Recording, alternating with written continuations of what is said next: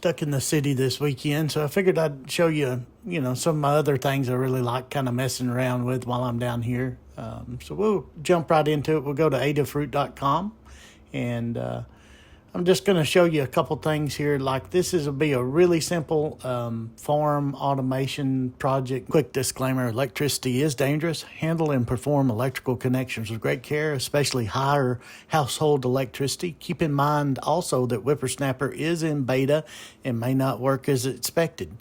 Use of these ideas should not be tried in critical applications or where potential damage may occur. Applications with open wire electrical heaters, sump pump applications where the home or property may become flooded, and other ideas like that. Just be mindful and use with common sense and use with your. And what we'll do, I'm gonna show you a couple parts and pieces here from the Adafruit website. The first AHT20 sensor. Let's put that in the cart.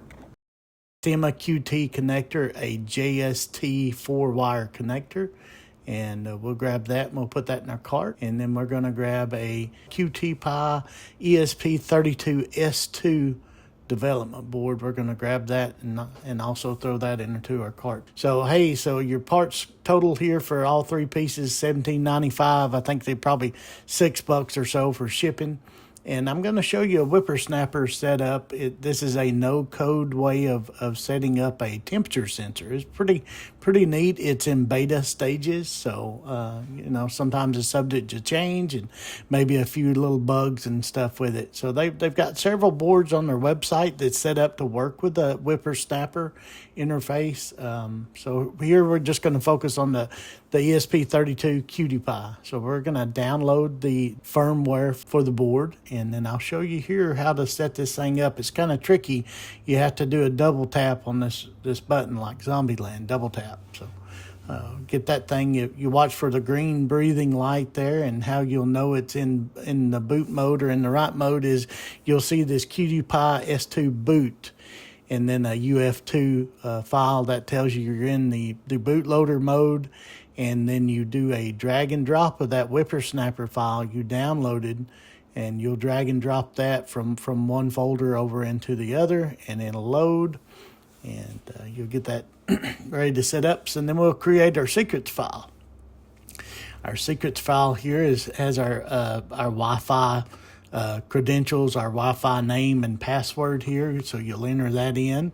And once you get that entered in, you can download your JSON secrets file, and you're going to drag and drop that over onto the QT Pi 2. So this thing kind of comes up like a USB drive, like a thumb drive, or like a SD card, something like that. So it allows you to kind of drag and drop stuff over to it. It's really kind of neat.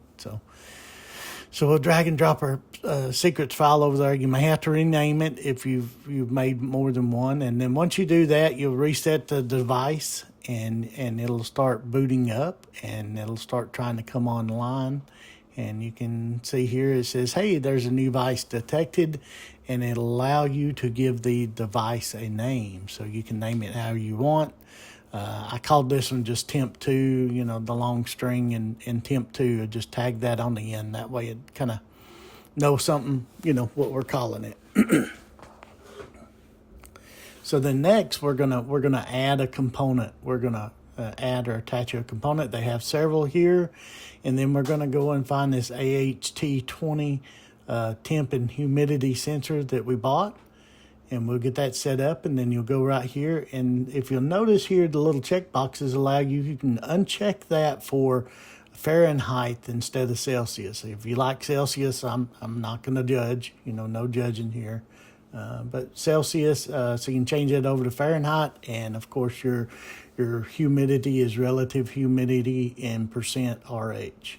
And then you can change it for the time. And in this case, we're going to measure this every 5 minutes. We can talk about that in a minute, your period there. So anyway, so this creates a feed. It creates two feeds, one for your temperature and one for your humidity. So if you give it a few minutes here, and then you can see that it started recording your temperature. So this is really kind of neat. You can set one of these up outside. Maybe if you wanted to record the outside temperature and humidity, you don't want to get it wet, but at the same time, you can put it in a covered porch. You can put it in a little enclosure, something like that, that's kind of open at the bottom and sense the temperature and humidity. So here's the humidity. Is this humidity or Fahrenheit? Anyways, I think that's the temperature. So that's kind of neat. That's how you would set up a no-code temperature and humidity sensor. So just a quick overview of the components that you can use with Whippersnapper. Just wanted to show you here at the end here what we have, what's available. You got a liquid level sensor. You could use that for maybe for a water trough. Set that down in the water trough, and when it dropped below the level sensor, you could turn on a relay and turn on a water pump. They got a vibration switch, a Hall effect sensor. Maybe if you had something that was turning with a belt, a pulley, or something like that, you could have it pass by the Hall effect sensor, and maybe if it stopped turning or something like that, you could have it send a notification. A light sensor, if you were on a farm or something like that, maybe you had a heat lamp or something like that. You wanted to make sure it stayed on. Incubating, chickens, something like that. Again, you could set the light sensor up, and if it fell below a certain threshold, you could set it off. Relays, PIR sensors, potentiometers, the power switches. That's kind of like the relay. That would be a really clean and neat way of kind of using a little bit more than just a relay. The power switch would be really neat. Read switches, like if you had a window or something like that, or a door, and the door opened and closed, you could get a notification that, hey, a door opened. Toggle switches, water sensor. You could, in my mind, it seems like you could lay that water sensor switch in the floor and, in the basement, something like that. If it got wet, it might notify you that, hey, you had a broken pipe. If it's a second home like our cabin is, knowing that would be really handy. And then you got several, what they call the I2C or I2C components. AHT, temperature and humidity, which is kind of what we were using, BME 280, 680. These are temperature, humidity, pressure, and then that one even, 680 will even do VOCs. I think you have to calibrate it, but it'll do VOCs as well. And then there are several other sensors here on the list. I'm not entirely familiar with every one of them. The SHT 40, 45. Some of these have higher or lower precision to them as far as temperature and humidity measurement, and then there's the soil sensor there too. So the sky's really kind of the limit with this, and really, the only thing probably holding you back is your imagination. Sometimes that holds me back, and no shame there.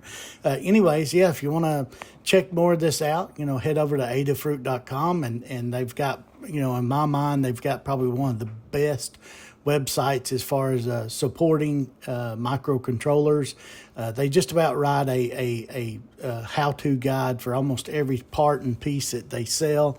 It's really a amazing source or resource there to learn about microcontrollers and gadgetry like this stuff. That they do a lot of fun things, and this is even stuff that you can look at and play around with your kids.